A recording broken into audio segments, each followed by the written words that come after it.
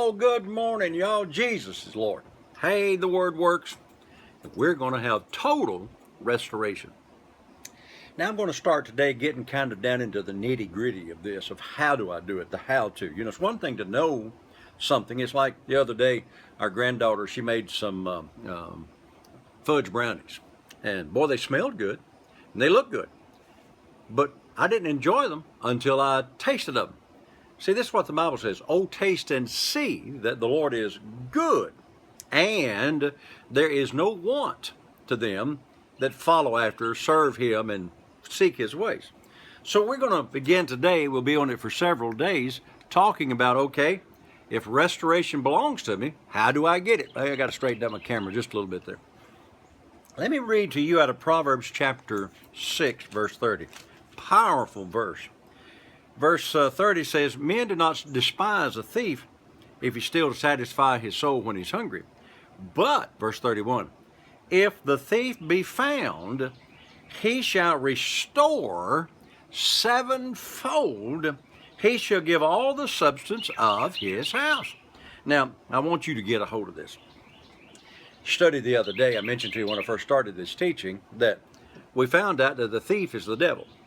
What you got to do is get to the place that you're not willing to lose, that you're not willing to just barely get by. You're not willing to be mediocre in this. Now, I just have to kind of share part of this testimony.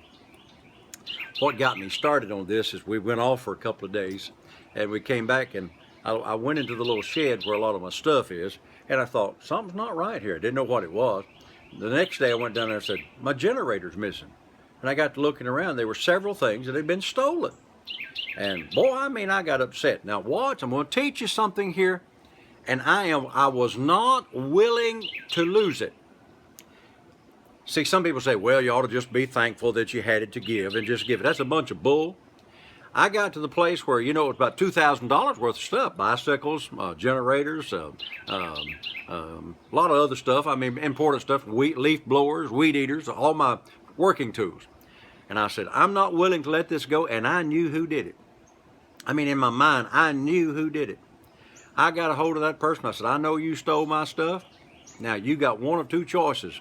I think this was like on Monday. I said, I'm giving you to Friday to go get my stuff, bring it back to me, or you are going to jail. Just as simple as that. Because I knew that the guy had gone and pawned it, because he'd worked around here a few times, and I knew the kind of an individual he was. Now, I'm preaching, dear God. You know what kind of individual the devil is. He's a slime ball. He's a dirty, rotten, good-for-nothing so-and-so. And he's only out to hurt you, kill you, destroy you, and you've got every right in the world to say, you're not going to do that.